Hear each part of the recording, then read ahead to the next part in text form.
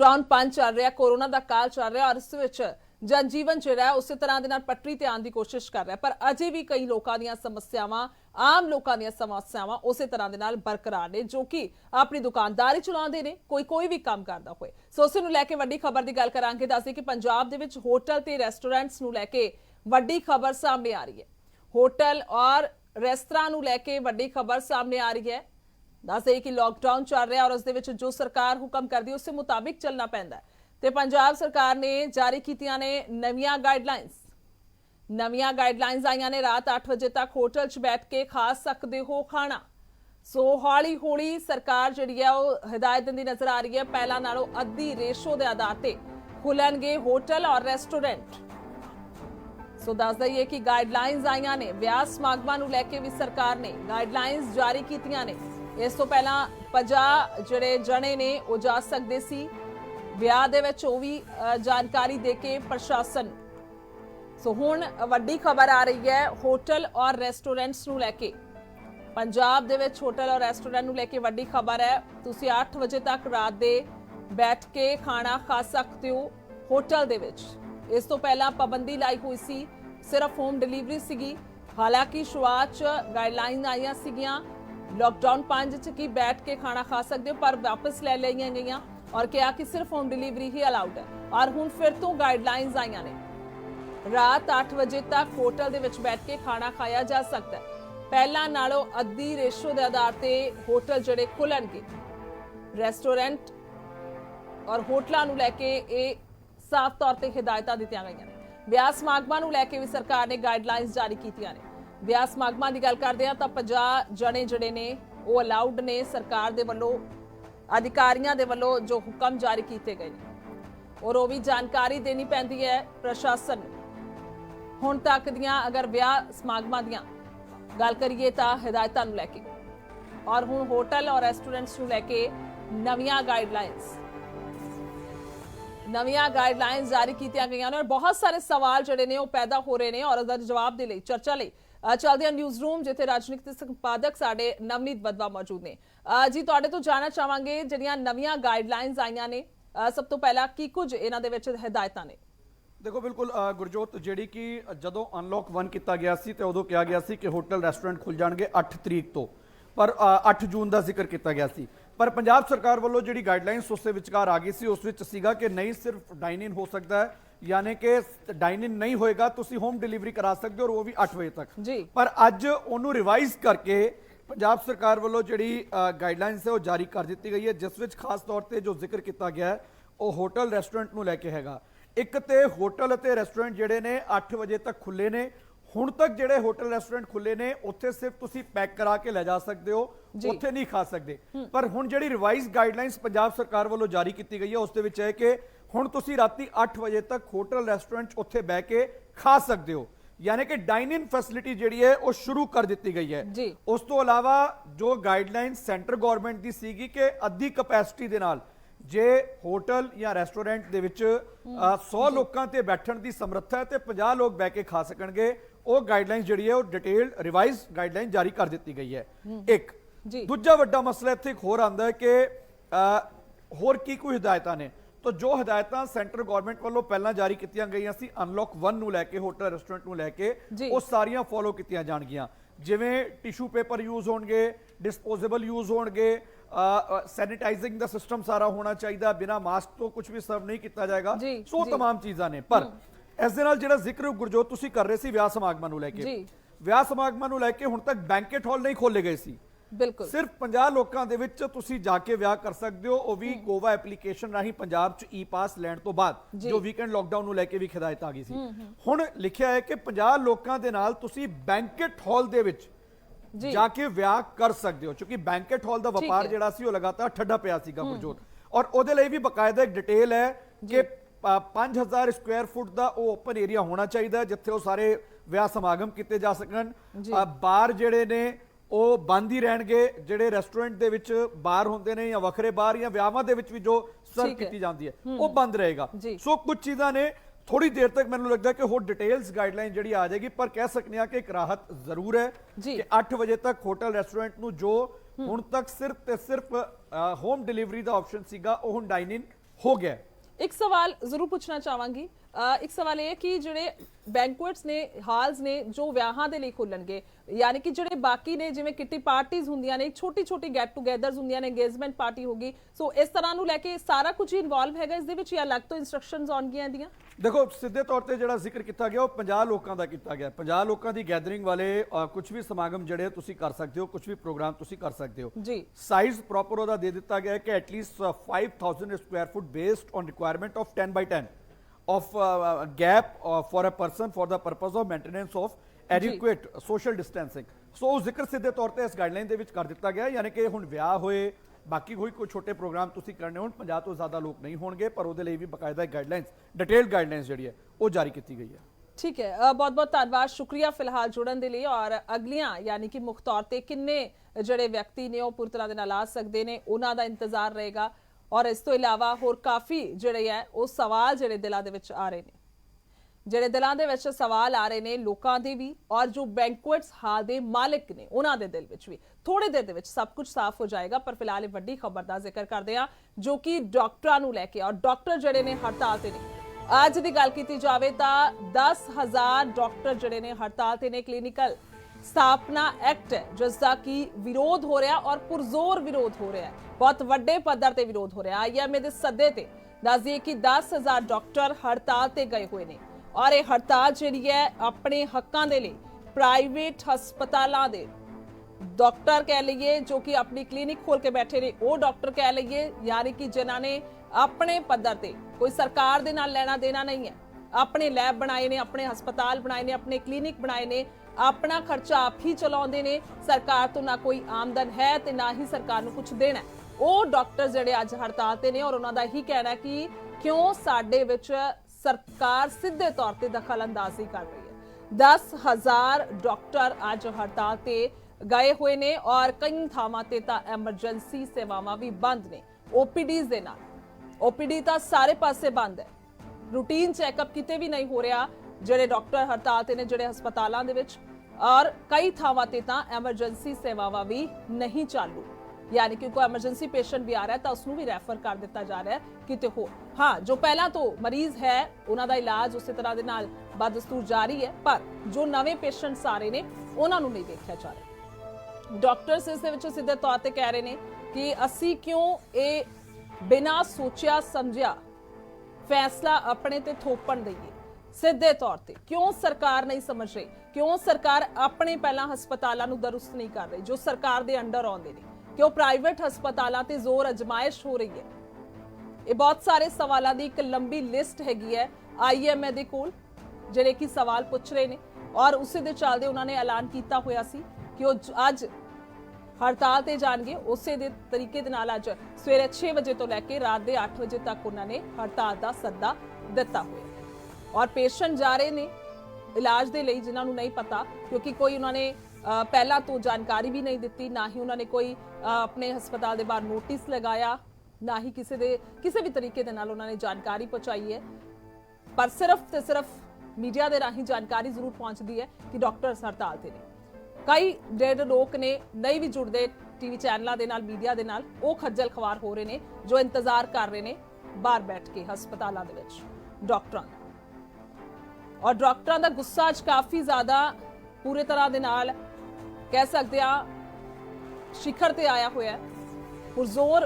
विरोध किया जा रहा है एक थां तां टकराव भी हो गया सी सिक्योरिटी गार्ड्स दे नाल और उन्हों का यही कहना हस्पताल जिहड़ी मैनेजमेंट है वो धक्का कर रही है या फिर जो भी उन्हों का सारा गंभीर मसला हैगा पर टकराव जरूर होया उत्थे सो इस तरह दे नाल अज दी स्थिति हैगी है डॉक्टर्स जिहड़े इस वेले बैकबोन ने सूबे दी कह लईए या फिर देश दी कह लईए क्योंकि इस वेले डॉक्टरों तो बिना इलाज संभव नहीं हैगा हालांकि पहला कहा जा रहा सी सरकारी हस्पतालों के विच ही कोरोना के पेशेंट्स जाणगे पर उस तो बाद हुण हौली हौली प्राइवेट हस्पतालों के विच भी लोग जिहड़ा नूं लगदा है कि साडा बेहतर इलाज हो सकता है तो वो पैसे दे के जिन्ने भी उन्होंने ठीक लगते हैं अपनी जेब के मुताबिक तो इलाज लै रहे हैं सो इस वेले असर वड्डा पएगा उंज भी अगर रूटीन की गल करिए तो आम पेशेंट्स नूं भी तंदुरुस्त रहना जरूरी है उन्होंने भी तंदुरुस्त रहना जरूरी है सो इस करके क्यों हड़ताल है और हड़ताल जिहड़ी है वो अगे भी वध सकती है की हैगा एक्ट आखिरकार इस एक्ट दे विच है की है सवाल क्यों उठ रहे ने, क्यों डॉक्टर कह रहे ने ਅਸੀਂ नहीं मंजूर करना, किन्ने समय पुराना हैगा, बहुत सारे सवाल ने सब दे दिलों विच। इसे चर्चा करते हैं और चर्चा के लिए कुछ खास मेहमान मेरे नाल मौजूद ने। सब तो पहला उन्हां दा स्वागत करांगे दलेर सिंह मुल्तानी जी, सिविल सर्जन साबका साडे नाल मौजूद ने, बहुत बहुत स्वागत है तुहाडा। RS बेदी जी डॉक्टर मौजूद ने, उन्हां दा भी बहुत बहुत स्वागत है। और तजिंदर मेहता जी लैब असिस्टेंट IMA तो साडे नाल मौजूद ने, तुहाडा भी लिविंग इंडिया न्यूज़ पंजाब दे विच बहुत बहुत स्वागत है। सो सब तो पहला अगर गल करिए तो मुल्तानी साहब तुहाडे कोल आना चाहांगी और यही सवाल पूछना चाहांगी कि आखिरकार ये एक्ट है कि तुहाडे नज़रिए अगर मायने देखिए तो की लगता है कि असल दे विच क्यों इसनूं सरकार नूं लागू करना पै रहा? देखो ਆਪਾਂ ਨੂੰ ਪਹਿਲਾਂ ਇਸ ਗੱਲ ਨੂੰ ਸੋਚਣਾ ਪਏਗਾ ਜੀ, ਸਿੰਪਲ ਜਿਹੇ ਤੌਰ ਤੇ ਮੋਟੇ ਜਿਹੇ ਤੌਰ ਤੇ ਜਿਵੇਂ ਆਪਾਂ ਕਹੀਏ ਕਿ ਲੋਕਾਂ ਦੇ ਪੁਆਇੰਟ ਆਫ ਵਿਊ ਨਾਲ ਜਾਂ ਸਰਕਾਰ ਦੇ ਪੁਆਇੰਟ ਆਫ ਵਿਊ ਨਾਲ ਡਾਕਟਰਸ ਦਾ ਵੀ ਵਿੱਚ ਹੈ ਜੀ। ਕੁਝ ਗੱਲਾਂ ਨੂੰ ਲੈ ਕੇ ਇਹ ਗੱਲ ਸੀ ਕਿ ਜਿਹੜੀ ਡਾਕਟਰਸ ਨੇ ਜਦੋਂ ਦਾ ਖਾਸ ਕਰਕੇ ਕਾਰਪੋਰੇਟ ਸੈਕਟਰ ਵਿੱਚ ਆਇਆ ਡਾਇਰੈਕਟ ਜਿਹੜਾ ਹੈਗਾ ਜੀ, ਉਸ ਟਾਈਮ ਦੇ ਉੱਤੇ ਮੰਨਿਆ ਗਿਆ ਕਿ ਜਿਹੜੇ ਪੇਸ਼ੈਂਟਸ ਦੇ ਕੋਲੋਂ ਚਾਰजेस ਬਹੁਤ ਜ਼ਿਆਦਾ ਲਏ ਜਾਂਦੇ ਨੇ ਵਿੱਚ ਜੀ। ਔਰ ਇਹ ਗੱਲ ਮੈਨੂੰ ਲੱਗਦਾ ਹੈ ਕਿ ਕੁਝ ਹੱਦ ਤੱਕ ਜਾਇਜ਼ ਵੀ ਹੈ ਵਿੱਚ, ਕਿਉਂਕਿ ਇਹਦੇ ਵਿੱਚ ਚੈੱਕ ਨਹੀਂ ਸੀਗਾ। ਲੇਕਿਨ ਜਿਸ ਤੱਕ ਸਿਰਫ ਕੱਲੇ ਚੈੱਕ ਦੀ ਆਪਾਂ ਗੱਲ ਕਰੀਏ ਫਿਰ ਤੱਕ ਤਾਂ ਠੀਕ ਹੈ, ਲੇਕਿਨ ਇਹਦੀ ਪ੍ਰੋਬਲਮ ਸਭ ਤੋਂ ਵੱਡੀ ਇਹ ਹੈਗੀ ਹੈ ਕਿ ਇਹ ਨਾ ਇੱਕ ਇੰਸਪੈਕਟਰ ਰਾਜ ਜਿਹਾ ਬਣ ਜਾ ਰਿਹਾ ਕਿ ਇਹ ਜਿਹੜੀਆਂ ਵਿੱਚ ਖਾਸ ਕਰਕੇ ਸਪੈਸੀਫਿਕਲੀ ਜਿਹੜੇ ਨਾਨ ਟੈਕਨੀਕਲ ਬੰਦੇ ਨੇ ਜਦੋਂ ਉਹ ਕਲੀਨਿਕਲ ਸਿਸਟਮ ਨੂੰ ਕੰਟਰੋਲ ਕਰਨ ਦੀ ਗੱਲ ਕਰਦੇ ਨੇ ਜਾਂ ਮੈਡੀਕਲ ਆਪਾਂ ਹੈਲਥ ਦੀ ਗੱਲ ਕਰੀਏ ਜਾਂ ਹਸਪੀਟਲਸ ਦੀ ਗੱਲ ਕਰੀਏ ਤਾਂ ਉਹਦੇ 'ਚ ਪਹਿਲਾਂ ਹੀ ਬਹੁਤ ਜ਼ਿਆਦੀਆਂ ਮੁਸ਼ਕਲਾਂ ਆ ਰਹੀਆਂ ਨੇ ਡਾਕਟਰਸ ਨੂੰ, ਖਾਸ ਕਰਕੇ ਜਦੋਂ ਦਾ ਇਹ ਕੰਜ਼ਿਊਮਰ ਪ੍ਰੋਟੈਕਸ਼ਨ ਐਕਟ ਜਿਹੜਾ ਹੈਗਾ ਉਹ ਲਾਗੂ ਹੋਇਆ। ਫਿਰ ਇਹ ਹੈਗਾ ਕਿ ਜਦੋਂ ਦੀਆਂ ਇਹ ਨੈਸ਼ਨਲ ਹੈਲਥ ਮਿਸ਼ਨ ਆਇਆ ਉਸ ਟਾਈਮ ਦੇ ਉੱਤੇ ਹੈਲਥ ਸਰਵਿਸਿਜ਼ ਦਾ ਬਹੁਤਾ ਸਾਰਾ ਕੰਟਰੋਲ ਜਿਹੜਾ ਹੈਗਾ ਉਹ ਨॉन ਟੈਕਨੀਕਲ ਮੀਨਸ ਬਿਊਰੋਕ੍ਰੇਸੀ ਦੇ ਕੋਲ ਹੈ, ਕੰਟਰੋਲ ਦੇ ਕੋਲ। ਥੋੜਾ ਜਿਹਾ ਇਹਨੂੰ ਸੌਖੀ ਭਾਸ਼ਾ ਚ ਮਿਲਦਾ ਸੌਖੀ ਮਤਲਬ ਇਹੀ ਹੈ ਕਿ ਲੋਕਾਂ ਦੇ ਵਿਊ ਪੁਆਇੰਟ ਨੂੰ ਲੈ ਕੇ ਕਿ ਇਹ ਜਿਹੜਾ ਡਾਕਟਰਸ ਦੇ ਉੱਤੇ ਜਿਹੜਾ ਮਰੀਜ਼ ਨੂੰ ਦੇਖ ਕੇ ਉਹਦਾ ਜਿਹੜਾ ਇਲਾਜ ਹੈਗਾ ਉਸ ਦੇ ਉੱਤੇ ਪੈਸੇ ਦਾ ਕੰਟਰੋਲ ਨਹੀਂ ਹੈ, ਇਹ ਸਭ ਤੋਂ ਵੱਡਾ ਪੁਆਇੰਟ ਹੈ ਵਿੱਚ ਜਿਹੜਾ ਜਿੱਥੇ ਗੱਲ ਸਟਾਰਟ ਕੀ ਹੁਣ ਇਹਦੇ ਵਿੱਚ ਜਿਹੜੀਆਂ ਜਦੋਂ ਇਹ ਰੇਟ ਫਿਕਸ ਹੋ ਜਾਣਗੇ ਵਿੱਚ, ਪਰ ਡਾਕਟਰਸ ਨੂੰ ਜਿਹੜਾ ਹੈਗਾ ਸਭ ਤੋਂ ਵੱਡਾ ਜਿਹੜਾ ਹੈਗਾ ਉਹਦੇ 'ਚ ਇਹ ਆ ਰਿਹਾ ਸੀ ਕਿ ਵੈਸੇ ਤਾਂ ਹੁਣ ਪੰਜਾਬ ਸਰਕਾਰ ਨੇ ਅਜੇ ਤੱਕ ਇਹ ਗੱਲ ਕਹੀ ਹੈ ਕਿ ਇਹ 50 ਬੈੱਡ ਤੋਂ ਉੱਪਰ ਵਾਲੇ ਜਿਹੜੇ ਹੈਗੇ ਆ ਹਸਪਤਾਲ ਉਹਨਾਂ ਤੇ ਲਾਗੂ ਹੋਏਗਾ, ਲੇਕਿਨ ਇਹਦੇ ਵਿੱਚ ਹੋਰ ਕਈ ਸਾਰੀਆਂ ਗੱਲਾਂ ਹੈਗੀਆਂ ਨੇ। ਤੁਸੀਂ ਡਾਕਟਰ ਜਿਹੜੇ ਨਾਨ ਟੈਕਨੀਕਲ ਇੱਕ ਵਰਡ ਯੂਜ਼ ਕੀਤਾ ਸੀ, ਮੈਂ ਉਹ ਸਮਝਣਾ ਚਾਹੁੰਦੀ ਹਾਂ। ਉਹਦੇ 'ਚ ਮੈਂ ਇਹ ਗੱਲ ਕਹਾਂਗਾ ਕਿ ਇਹਦੇ 'ਚ ਨਾ ਬਹੁਤਾ ਸਾਰਾ ਕੰਟਰੋਲ ਜਿਹੜਾ ਹੈਗਾ ਨਾ ਉਹ DC SDM ਐਂਡ ਜਿਹੜਾ ਸਰਕਾਰ ਦਾ ਜਿਵੇਂ ਸਾਡਾ ਹੁਣ ਪ੍ਰਿੰਸੀਪਲ ਸੈਕਟਰੀ ਹੈਲਥ ਵੀ ਮੰਨ ਲਓ ਹੋਵੇ ਵਿੱਚ, ਤਾਂ ਉਹ ਕਿਹੜਾ ਟੈਕਨੀਕਲ ਹੈ ਉਹਦੇ 'ਚ ਸਰਕਾਰ ਜੀ ਤੁਹਾਨੂੰ ਥੋੜਾ ਜਿਹਾ ਯਾਦ ਹੋਵੇ ਕੋਵਿਡ ਦੇ ਫਾਰਮ ਦੇ ਵਿੱਚ ਹੀ ਸੈਂਟਰ ਗਵਰਨਮੈਂਟ ਜਿਹੜੀ ਹੈ ਉਸ ਨੇ ਆਪਣਾ ਜਿਹੜਾ ਉਹਨਾਂ ਦਾ IAS ਕੈਡਰ ਹੈਗਾ ਜਾਂ IPS ਕੈਡਰ ਹੈ ਉਹਦੇ 'ਚ ਵੀ ਮੈਡੀਕਲ ਬੰਦੇ ਲੱਭਣ ਦੀ ਕੋਸ਼ਿਸ਼ ਕੀਤੀ ਹੈ ਤਾਂ ਕਿ ਕੁਝ ਮੈਸੇਜ ਸਹੀ ਢੰਗ ਨਾਲ ਕਨਵੇ ਹੋਵੇ। ਕਿਉਂਕਿ ਮੈਨੂੰ ਯਾਦ ਹੈ ਮੈਂ ਪਹਿਲੇ ਵੀ ਹਮੇਸ਼ਾ ਕਹਿੰਦਾ ਹੁੰਦਾ ਮੈਂ ਕਿਹਾ ਇਹ IAS ਅਫਸਰ ਤਾਂ ਵਿਟਾਮਿਨ C ਦੇ ਨਾਲ ਏਡਸ ਠੀਕ ਕਰ ਦਿੰਦੇ ਨੇ, ਸੋ ਇਹ ਗੱਲਾਂ ਬਿਲਕੁਲ ਗਲਤ ਹੈ ਕਿ ਨਾ। ਔਰ ਉਸ ਤੋਂ ਇਲਾਵਾ ਵੀ ਇੱਕ ਹੋਰ ਵੱਡੀ, ਮੈਂ ਚਲੋ ਤੁਹਾਨੂੰ ਜਾਂਦੇ ਜਾਂਦੇ ਇੱਕ ਗੱਲ ਜ਼ਰੂਰ ਇਹ ਗੱਲ ਕਹਿ ਦਵਾਂ ਬਜਾਏ ਕਿ ਬਾਕੀ ਮੇਰੇ ਕੋ ਪੈਨਲਿਸਟ ਵੀ ਨੇ। ਔਰ ਤੁਸੀਂ ਦੇਖਿਆ ਕਿ ਜਦੋਂ ਨੈਸ਼ਨਲ ਹੈਲਥ ਮਿਸ਼ਨ ਸਟਾਰਟ ਹੋਇਆ ਉਦੋਂ ਇੱਕ ਨਾ ਡਿਸਟ੍ਰਿਕਟ ਹੈਲਥ ਸੁਸਾਇਟੀ ਨਾਂ ਦੀ ਜਿਹੜੀ ਹੈਗੀ ਹੈ ਅੰਡਰ ਦਾ ਸੁਸਾਇਟੀਜ਼ ਐਕਟ ਬਣੀ ਹੋਈ ਹੈ, ਜਿਸ ਦੇ 2 ਪਾਰਟ ਹੁੰਦੇ ਨੇ, ਇੱਕ ਗਵਰਨਿੰਗ ਬਾਡੀ ਹੁੰਦੀ ਹੈ, ਇੱਕ ਉਸ ਦੀ ਐਗਜ਼ੈਕਟਿਵ ਬਾਡੀ ਹੁੰਦੀ ਹੈ। ਅੱਜ ਤੱਕ ਮੈंने RTA ਦੀ ਇਨਫੋਰਮੇਸ਼ਨ ਲੈ ਲਈ, ਇੱਕ ਵੀ ਮੀਟਿੰਗ ਦੇ ਵਿੱਚ 2006-07 ਤੋਂ ਬਾਅਦ ਇਹ ਜਿਹੜੀ ਮਹੀਨੇਵਾਰ ਮੀਟਿੰਗ ਹੁੰਦੀ ਹੈ ਉਹਦੇ 'ਚ ਇਹ ਨਹੀਂ ਲਿਖਿਆ ਹੋਇਆ ਡਿਸਟ੍ਰਿਕਟ ਹੈਲਥ ਜਿਹੜੀ ਸੁਸਾਇਟੀ ਹੈਗੀ ਹੈ ਜਿਹਦਾ ਇੱਕ ਚੇਅਰਮੈਨ ਜਿਹੜਾ ਹੈਗਾ ਉਹ ਤੁਹਾਡੇ DC ਹੁੰਦੇ ਨੇ, ਜਿਹੜੀ ਗਵਰਨਿੰਗ ਬਾਡੀ ਹੈਗੀ ਹੈ, ਜਿਹੜੀ ਤੁਹਾਡੀ ਦੂਸਰੀ ਬਾਡੀ ਜਿਹੜੀ ਹੈਗੀ ਐਗਜ਼ੈਕਟਿਵ ਬਾਡੀ ਉਸ ਦੇ ਵਿੱਚ ADC ਐਂਡ ਸਿਵਲ ਸਰਜਨ ਕੋ ਚੇਅਰਮੈਨ ਹੁੰਦੇ ਆ ਜੀ। ਲੇਕਿਨ ਇੱਕ ਵੀ ਮੀਟਿੰਗ ਦੇ ਵਿੱਚ ਮੇਰੀ ਸਾਰੀ RTA ਦੀ ਇਨਫੋਰਮੇਸ਼ਨ ਕਹਿੰਦੀ ਹੈ ਕਿ ਇੱਕ ਵੀ ਮੀਟਿੰਗ ਵਿੱਚ ਇਹ ਨਹੀਂ ਲਿਖਿਆ ਹੋਇਆ ਕਿ ਐਗਜ਼ੈਕਟਿਵ ਬਾਡੀ ਦੀ ਮੀਟਿੰਗ ਹੋ ਰਹੀ ਹੈ ਕਿ ਗਵਰਨਿੰਗ ਬਾਡੀ ਦੀ ਮੀਟਿੰਗ। ਮੀਨਸ ਮੇਰਾ ਕਹਿਣ ਦਾ ਮਤਲਬ ਹੈ ਜਿਹੜਾ ਮੈਂ ਨਾਨ ਟੈਕਨੀਕਲ ਦੀ ਗੱਲ ਕੀਤੀ ਸੀ ਕਿ ਉਹਨਾਂ ਨੂੰ ਇਹ ਪਤਾ ਹੀ ਨਹੀਂ ਵੀ ਅਸੀਂ ਕਰਦੇ ਕੀ ਆ, ਔਰ ਜੋ ਕੁਝ ਉੱਥੇ ਬੋਲਦੇ ਆ ਉਹ ਤਾਂ ਸ਼ਾਇਦ ਮੇਰੇ ਇੱਥੇ ਇਸ ਸਟੇਜ ਤੇ ਬੋਲਣ ਤੋਂ ਤਾਂ ਬਿਲਕੁਲ ਹੀ ਬਾਹਰ ਹੈਗਾ ਜਿਹੜਾ ਹੈਗਾ। ਜਿਸ ਢੰਗ ਦੇ ਨਾਲ ਨਾਨ ਟੈਕਨੀਕਲ ਬੰਦੇ ਜਿਹੜੇ ਨੇ ਉਹ ਟੈਕਨੀਕਲ ਬੰਦਿਆਂ ਦੇ ਉੱਤੇ ਕੰਟਰੋਲ ਕਰਦੇ ਨੇ, ਫਿਰ ਉਸ ਨੂੰ ਮਿਸਗਾਈਡ ਕਰਦੇ ਨੇ, ਫਿਰ ਇਹ ਜਿਹੜੀ ਅਨਡਿਊ ਇੰਟਰਫਰੈਂਸ ਜਿਹੜੀ ਹੈਗੀ ਆ। ਤੁਸੀਂ ਦੇਖੋ ਛੋਟਾ ਜਿਹਾ ਹੁਣ ਮੈਂ ਇਸ ਗੱਲ ਕਹਾਂਗਾ, ਡਾਕਟਰਸ ਨੇ ਹੁਣੇ ਗੱਲ ਕਰਨੀ ਹੈ, ਦੂਸਰਿਆਂ ਨੇ ਵੀ ਕਰਨੀ ਹੈ ਕਿ ਵਾਇਲੈਂਸ ਅਗੇਂਸਟ ਡਾਕਟਰਸ ਇੱਕ ਬਹੁਤ ਵੱਡਾ ਇਸ਼ੂ ਹੈਗਾ। ਉਸ ਦੇ ਵਿੱਚ ਜਿਹੜਾ ਹੈਗਾ ਉਹ ਕਦੀ SDM ਇਨਕੁਆਇਰੀ ਕਰਨ ਬੈਠਾ ਹੁੰਦਾ, ਕਦੀ ADC ਇਨਕੁਆਇਰੀ, ਜਦੋਂ ਕਿ ਉਹਦਾ ਕੁਝ ਵੀ ਲੈਣ ਦੇਣ ਨਹੀਂ ਹੈ ਵਿੱਚ। ਸਮਝ ਆ ਮਸਲਾ, ਮੈਂ ਆਵਾਂਗੀ ਵਾਪਸ ਤੁਹਾਡੇ ਕੋਲ ਵੀ, ਉਹ ਬਾਕੀ ਵੀ ਸਾਡੇ ਨਾਲ ਮਹਿਮਾਨ ਜਿਹੜੇ ਨੇ ਉਹ ਜੁੜੇ ਹੋਏ ਨੇ, ਜ਼ਰੂਰ ਇਸ ਤੇ ਜ਼ਰੂਰ ਆਵਾਂਗੇ ਕਿਉਂਕਿ ਮਸਲਾ ਗੰਭੀਰ ਤੁਸੀਂ ਚੁੱਕਿਆ ਹੈਗਾ। ਸੋ ਮਹਿਤਾ ਜੀ ਤੁਹਾਡੇ ਕੋਲ ਆਣਾ ਚਾਹਾਂਗੀ, ਔਰ ਅੱਜ ਜੋ ਹੜਤਾਲ ਹੋ ਰਹੀ ਹੈ ਸਭ ਤੋਂ ਪਹਿਲਾਂ ਤੁਸੀਂ ਕੀ ਕਹੋਗੇ ਚਰਚਾ ਦੇ ਵਿੱਚ? ਗੁਰਜੋਤ ਜੀ ਧੰਨਵਾਦ ਮੈਨੂੰ ਤੁਸੀਂ ਮੌਕਾ ਦਿੱਤਾ ਆਪਣੇ ਚੈਨਲ ਤੇ ਬੋਲਣ ਲਈ। ਮੈਂ ਤੁਹਾਨੂੰ ਇੱਕ ਗੱਲ ਕਲੀਅਰ ਕਰਨਾ ਚਾਹੁੰਦਾ ਕਿ ਤੁਸੀਂ ਜਿਹੜਾ ਮੇਰਾ ਆਰੋਪ ਕਰਾਇਆ, ਮੈਂ ਪੰਜਾਬ ਦੀ ਕਲੀਨਿਕਲ ਲੈਬੋਰਟਰੀ ਐਸੋਸੀਏਸ਼ਨ ਨੂੰ ਜਿਹੜਾ ਦੇ ਨਾਲ ਤਾਲੁਕ ਰੱਖਦਾ, ਤੇ ਅੱਜ ਸਾਡੀ ਪੰਜਾਬ ਦੀ ਜਿਹੜੀ ਐਸੋਸੀਏਸ਼ਨ ਹੈ ਤੇ ਅੱਜ ਅਸੀਂ ਪੂਰੇ ਪੰਜਾਬ ਦੇ ਵਿੱਚ ਜਿੰਨੀਆਂ ਵੀ ਕਲੀਨਿਕਲ ਲੈਬੋਰਟਰੀਜ਼ ਨੇ ਜੀ ਸੀਏ ਐਕਟ ਦੇ ਵਿਰੋਧ ਦੇ ਵਿੱਚ ਅਸੀਂ ਬੰਦ ਦੀ ਕਾਲ ਕੀਤੀ ਹੈ, ਤੇ ਅੱਜ ਪੂਰੇ ਪੰਜਾਬ ਦੇ ਵਿੱਚ ਪੂਰਨ ਤੌਰ ਤੇ ਅਸੀਂ ਜਿਹੜਾ ਅੱਜ ਲੈਬੋਰਟਰੀਜ਼ ਬੰਦ ਕੀਤੀਆਂ ਨੇ। ਜੀ ਅਸੀਂ ਜਿਹੜਾ ਇਹ ਐਕਟ ਦਾ ਵਿਰੋਧ ਨਹੀਂ ਕਰਦੇ, ਦਾ ਵਿਰੋਧ ਉਹਦੇ ਨਾਲ ਹੈ, ਐਕਟ ਦਾ ਅਸੀਂ ਵੈਲਕਮ ਕਰਦੇ ਹਾਂ। ਪਰ ਜਿਵੇਂ ਹੁਣ ਮੇਰੇ ਤੋਂ ਪਹਿਲਾਂ ਡਾਕਟਰ ਸਾਹਿਬ ਬੋਲ ਕੇ ਗਏ ਨੇ ਕਿ ਐਕਟ ਦੇ ਵਿੱਚ ਨੌਨ ਟੈਕਨੀਕਲ ਬੰਦੇ ਜਿਨ੍ਹਾਂ ਨੂੰ ਉਸ ਚੀਜ਼ ਬਾਰੇ ਪਤਾ ਨਹੀਂ, ਉਹਨਾਂ ਨੇ ਜਿਹੜਾ ਐਕਟ ਦੀ ਪਰਿਭਾਸ਼ਾ ਜੜੀ ਤੇ ਸਾਡੇ ਉੱਪਰ ਇੱਕੋ ਥੋਪਿਆ ਜਾ ਰਿਹਾ। ਇਸ ਤੋਂ ਪਹਿਲਾਂ ਅਸੀਂ ਕਈ ਵਾਰ ਸੰਘਰਸ਼ ਕਰ ਚੁੱਕੇ ਹਾਂ, ਕਈ ਵਾਰ ਸਾਡੇ ਹੈਲਥ ਮਿਨਿਸਟਰ ਨੂੰ, ਸੈਂਟਰ ਦੇ ਜਿਹੜੇ ਹੈਲਥ ਮਿਨਿਸਟਰ ਡਾਕਟਰ ਹਰਸ਼ਵਰਧਨ ਕੋਲ ਕਈ ਵਾਰ ਮੀਟਿੰਗਾਂ ਕਰ ਚੁੱਕੇ ਹਾਂ ਕਿ ਜਿਹੜੇ ਇਸ ਐਕਟ ਦੇ ਵਿੱਚ ਸੰਸ਼ੋਧਨ ਦੀ ਜ਼ਰੂਰਤ ਹੈ। ਸਾਡੇ ਹਿਸਾਬ ਨਾਲ ਜੋ ਸਾਡੀਆਂ ਤਕਲੀਫਾਂ ਨੇ ਉਹ ਤਾਂ ਸੁਣੀਆਂ ਹੀ ਨਹੀਂ ਗਈਆਂ, ਸਾਡੇ ਉੱਪਰ ਹੈਲਥ ਜਿਹੜਾ ਐਕਟ ਹੈ ਥੋਪਿਆ ਜਾ ਰਿਹਾ ਇਸ ਤਰ੍ਹਾਂ ਨਾਲ। ਠੀਕ ਹੈ ਮਹਿਤਾ ਜੀ, ਵਾਪਸ ਆਵਾਂਗੀ ਮੈਂ ਤੁਹਾਡੇ ਕੋਲ।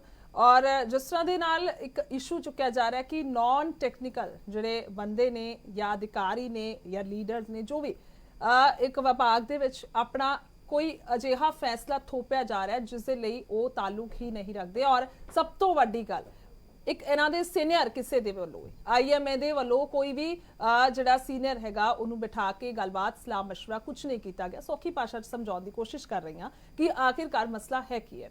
ਉਹਨਾਂ ਨਾਲ ਗੱਲਬਾਤ ਨਹੀਂ ਕੀਤੀ ਕਿ ਹੋ ਕੀ ਸਕਦਾ ਹੈ। ਸਿੱਧੇ ਤੌਰ ਤੇ ਇਹ ਵਿਰੋਧ ਜਿਹੜਾ ਹੈ ਉਹ ਹੋ ਰਿਹਾ ਹੈ ਔਰ ਅੱਜ ਵੱਡੇ ਪੱਧਰ ਤੇ ਹੜਤਾਲ ਹੋ ਰਹੀ ਹੈ। ਚਰਚਾ ਲਗਾਤਾਰ ਜਾਰੀ ਹੈਗੀ ਹੈ। ਸੋ ਆਰਐਸ ਬੇਦੀ ਜੀ ਵੀ ਸਾਡੇ ਨਾਲ ਮੌਜੂਦ ਨੇ, ਉਹਨਾਂ ਤੋਂ ਵੀ ਸਵਾਲ ਜ਼ਰੂਰ ਲਵਾਂਗੇ। ਔਰ ਸ਼ੁਰੂਆਤ ਦੇ ਵਿੱਚ ਕੀ ਕਹੋਗੇ ਬੇਦੀ ਸਾਹਿਬ, ਅਗਰ ਗੱਲ ਕਰਦੇ ਹਾਂ ਅੱਜ ਦੇ ਇਸ ਮਸਲੇ ਦੀ?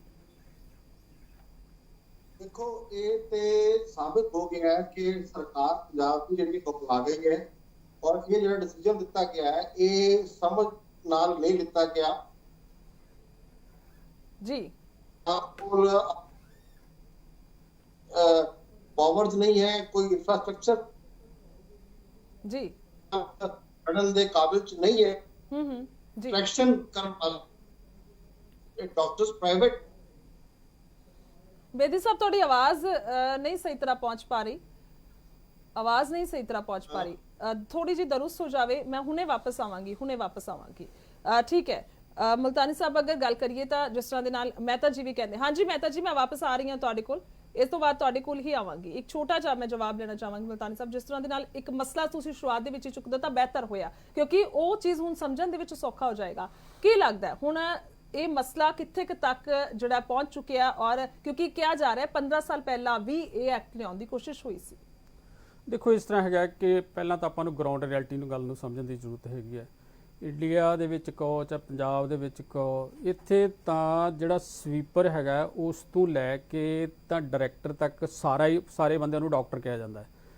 ਤੇ ਇੱਕ ਜਿਹੜਾ ਕੁਆਲੀਫਾਈਡ ਡਾਕਟਰਸ ਹੈਗਾ ਉਸ ਦੇ ਉੱਤੇ ਇਹ ਮੈਨੂੰ ਸਮਝਣ 'ਚ ਬੜੀ ਮੁਸ਼ਕਿਲ ਆਈ ਹੈ ਤੁਹਾਡੀ ਗੱਲ। ਹਾਂਜੀ, ਇਸ ਮਤਲਬ ਥੱਲੇ ਸਵੀਪਰ ਤੋਂ ਲੈ ਕੇ, ਹਾਂ ਮਤਲਬ ਵਾਕਈ ਮੇਰਾ ਕਹਿਣ ਦਾ ਮਤਲਬ ਹੈਗਾ ਵੀ ਹਰ ਪਿੰਡ ਹੋਵੇ ਚਾਹੇ ਸ਼ਹਿਰ ਦਾ ਕੋਨਾ ਹੋਵੇ, ਉੱਥੇ ਬੰਦੇ ਸਾਰੇ ਪ੍ਰੈਕਟਿਸ ਕਰਦੇ ਨੇ ਜਿਹੜੇ ਈਵਨ ਨਾਨ ਟੈਕਨੀਕਲ ਵੀ ਤੁਸੀਂ ਉਹਨਾਂ ਨੂੰ ਗੱਲ ਕਰੋ, ਜਿਹੜੀ ਇੱਕ ਤਾਂ ਮੈਂ ਕਿ ਕੰਟਰੋਲ ਕਰਦੇ ਨੇ, ਇੱਕ ਨਾਨ ਟੈਕਨੀਕਲ ਹੀ ਬੰਦੇ ਜਿਹੜੇ ਹੈਗੇ ਨੇ ਉਹ ਹੈਲਥ ਸਰਵਿਸ ਚਲਾਉਂਦੇ ਨੇ।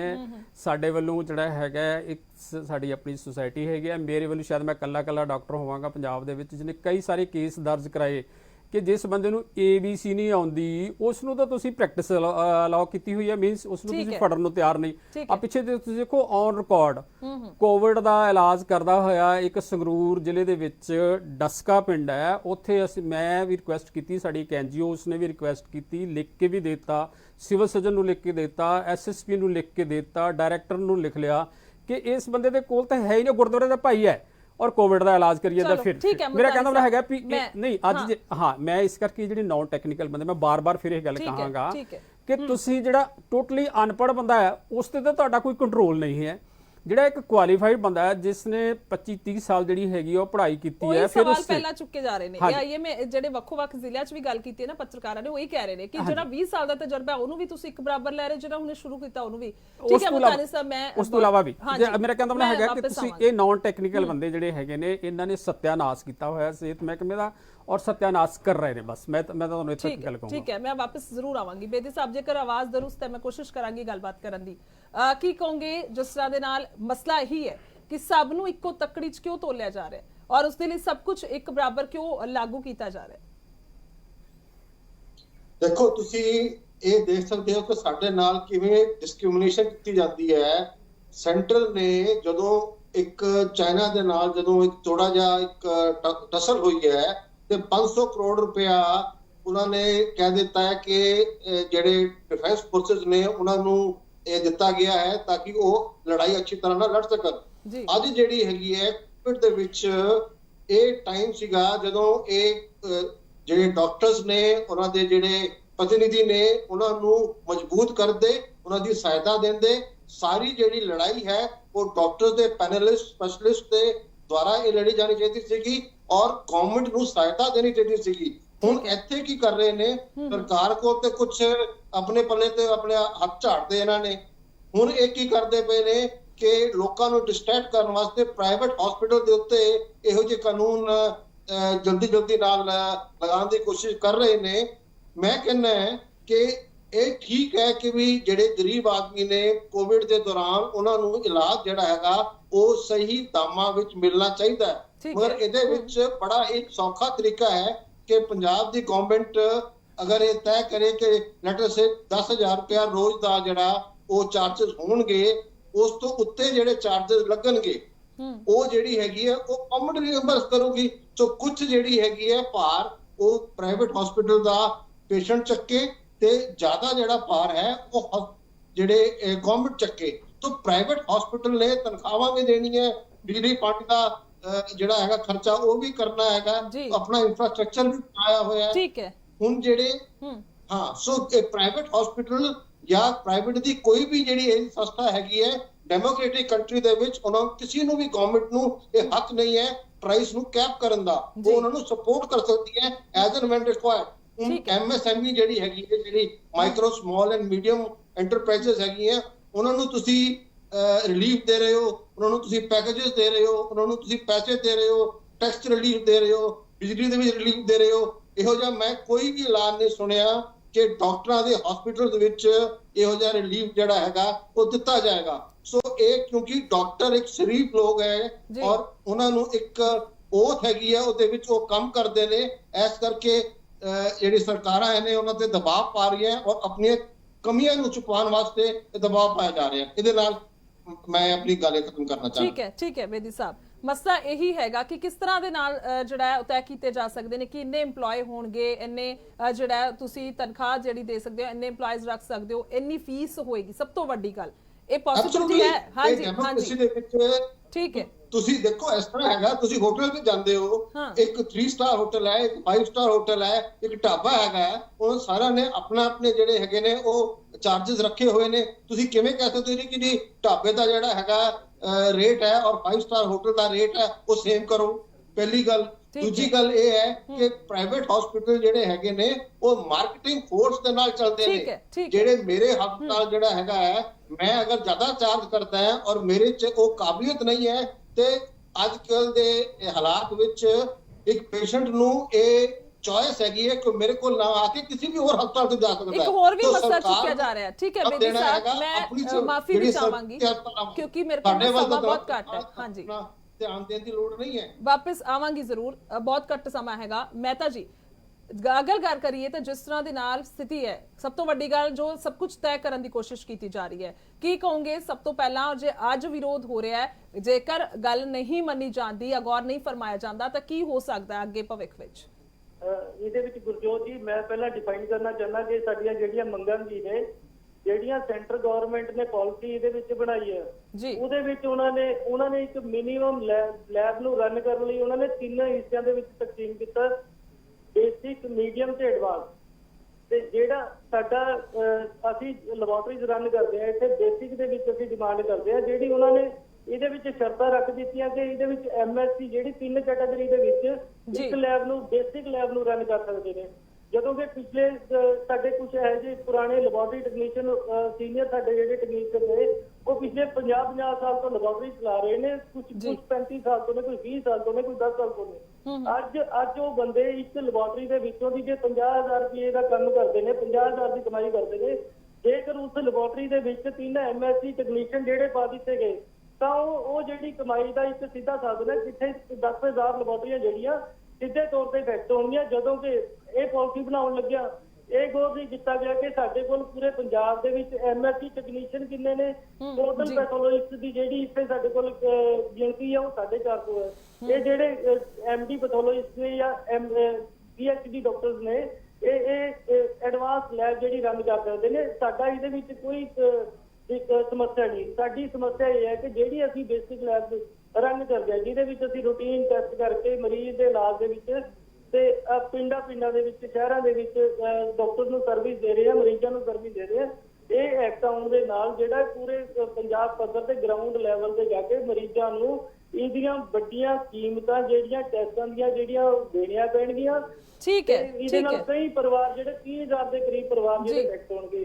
ਅਸੀਂ ਅੱਜ ਬੇਨਤੀ ਕਰਨ ਲਈ, ਆਪਣਾ ਰੋਸ ਪ੍ਰਦਰਸ਼ਨ ਕਰਨ ਲਈ ਅੱਜ ਆਪਣੀ ਲੈਬੋਰਟਰੀਆਂ ਬੰਦ ਕਰਕੇ COVID-19 ਦੇ ਮੱਦੇਨਜ਼ਰ ਪੂਰੇ ਕੋਵਿਡ ਦੇ ਦੌਰਾਨ ਵੀ ਪੂਰੀ ਪੰਜਾਬ ਦੇ ਵਿੱਚ ਲੈਬੋਰਟਰੀਆਂ ਜਿੱਥੇ ਡੀਸੀਜ਼ ਨੇ ਛੋਟ ਦਿੱਤੀ ਉੱਥੇ ਲੈਬੋਰਟਰੀਜ਼ ਨੇ ਆਪਣੀ ਸਰਵਿਸ ਦੇ ਕੇ ਬੇਸਿਕ ਜਿਹੜੀ ਨੀਡਸ ਹੈ ਲੋਕਾਂ ਨੂੰ ਜਿਹੜੀਆਂ ਹੈਲਥ ਸਰਵਿਸ ਚਾਹੀਦੀਆਂ ਨੇ ਡਾਕਟਰ ਦੇ ਨਾਲ ਮੋਢੇ ਦੇ ਨਾਲ ਮੋਢਾ ਲਾ ਕੇ ਅਸੀਂ ਡਾਇਗਨੋਸ ਕਰਨ ਦੇ ਵਿੱਚ ਡਾਕਟਰਾਂ ਨੂੰ ਮਦਦ ਕੀਤੀ। ਤੇ ਅਸੀਂ ਅੱਗੇ ਵੀ ਇਹੀ ਚਾਹੁੰਦੇ ਹਾਂ ਕਿ ਜਿਹੜਾ ਇਹਨੂੰ ਰਿਵਿਊ ਕਰਕੇ ਐਕਟ ਨੂੰ ਜਿਹੜੀਆਂ ਇਹ ਪਾਲਿਸੀਆਂ ਨੇ ਠੀਕ ਹੈ ਮਹਿਤਾ ਜੀ, ਉਹ ਸਹੀ ਤਰੀਕੇ ਸਮੇਂ ਦੀ ਘਾਟ ਹੈ, ਸਮੇਂ ਦੀ ਘਾਟ ਬਹੁਤ ਹੈ, ਪਰ ਚਾਹੁੰਦੇ ਹਾਂ ਕਿ ਥੋੜਾ ਜਿਹਾ ਮਸਲਾ ਕਿਤੇ ਲੱਗਦਾ ਹੋਇਆ ਨਜ਼ਰ ਆਏ।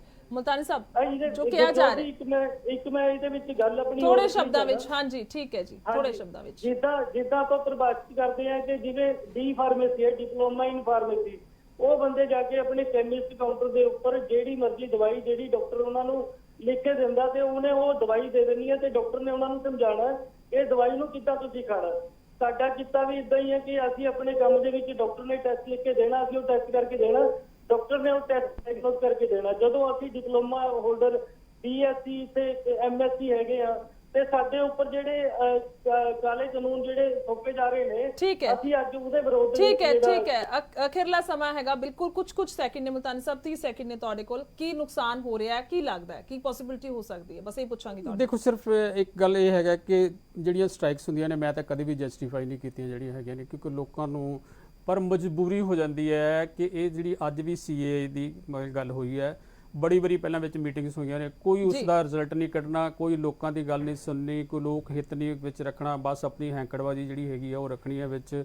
ਆ ਤੁਸੀਂ ਦੇਖੋ ਮੈਂ ਛੋਟੀ ਜਿਹੀ ਵਿੱਚ ਐਡ ਕਰਦਾ ਵਾਂ ਵੀ ਡਾਕਟਰ ਸਟ੍ਰਾਈਕ ਕਿਉਂ ਨਹੀਂ ਕਰਨਗੇ। ਵਾਇਲੈਂਸ ਅਗੇਂਸਟ ਡਾਕਟਰ ਦੇ ਇੱਕੋ ਇੱਕ ਮੁੱਦਾ ਸੀਗਾ ਕਿ ਆ ਪਰਸੋਂ ਹੀ ਉੱਥੇ ਹੋਇਆ, ਸੈਂਟਰ ਗਵਰਨਮੈਂਟ ਨੇ ਵੀ ਹੁਣੇ ਆਰਡੀਨੈਂਸ ਜਾਰੀ ਕਰ ਦਿੱਤਾ ਕਿ ਇਸ ਜਿਹੜੀ ਹੈਗੀ ਹੈ ਇਹ ਵਾਇਲੈਂਸ ਅਗੇਂਸਟ ਡਾਕਟਰ ਐਕਸੈਪਟੇਬਲ ਨਹੀਂ ਹੈ, ਤੁਸੀਂ ਉਹਦਾ ਇੱਕ ਸਪੈਸ਼ਲ ਐਕਟ ਲਗਾ ਕੇ ਉਹਦੇ ਅਗੇਂਸਟ ਕੇਸ ਰਜਿਸਟਰ ਕਰਨਾ। ਲੇਕਿਨ ਉਹ ਪੁਲਿਸ ਦੇ ਕੋਲ ਹੈ ਹੀ ਨਹੀਂ। ਅਸੀਂ ਪੰਜਾਬੀ 'ਚ ਕਹਿੰਦੇ ਇੰਨੀ ਵਾਰੀ ਮੱਥਾ ਮਾਰ ਲਿਆ, ਅਸੀਂ ਵੀ ਗਵਰਨਮੈਂਟ ਵਾਲਿਆਂ ਨੇ ਵੀ ਮਾਰ ਲਿਆ, ਪ੍ਰਾਈਵੇਟ ਵਾਲਿਆਂ ਨੇ ਵੀ ਮਾਰ ਲਿਆ।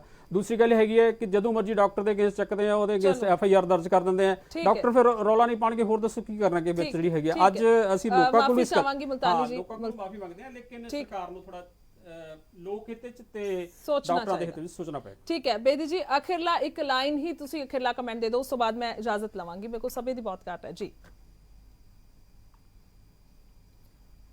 ਸੁਣ ਪਾ ਰਹੇ ਹੋ ਤੁਸੀਂ ਆਵਾਜ਼ ਜੀ? ਜਿਹੜੀ ਫੇਲਿਅਰ ਹੈ ਇਹ ਉਸ ਨੂੰ ਛੁਪਾਉਣ ਵਾਸਤੇ, ਡਿਸਟਰੈਕਟ ਕਰਨ ਵਾਸਤੇ ਇਹਨਾਂ ਨੇ ਪ੍ਰਾਈਵੇਟ ਹਸਪੀਟਲ ਦੇ ਉੱਤੇ ਹਮਲਾ ਕੀਤਾ ਹੈ।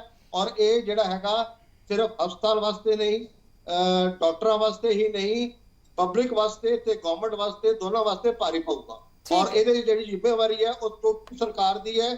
ਜਿਹੜੇ ਪ੍ਰਾਈਵੇਟ ਹਸਪੀਟਲ ਸੀਗੇ, ਡਾਕਟਰ ਸੀਗੇ, ਬੜੇ ਚੰਗੀ ਤਰ੍ਹਾਂ ਨਾਲ ਆਪਣਾ ਕੰਮ ਕਰਦੇ ਪਏ ਸੀਗੇ, ਮਗਰ ਉਹਨਾਂ ਨੂੰ ਡਿਸਟਰੈਕਟ ਕਰ ਦਿੱਤਾ ਹੈ। ਇਹੋ ਜਿਹੇ ਨਾਜ਼ੁਕ ਟਾਈਮ ਦੇ ਵਿੱਚ ਜਦੋਂ ਕੋਵਿਡ ਨਾਲ ਅਸੀਂ ਲੜਾਈ ਕਰਨ ਵਾਸਤੇ ਸਾਹਮਣੇ ਆਏ ਹੋਏ।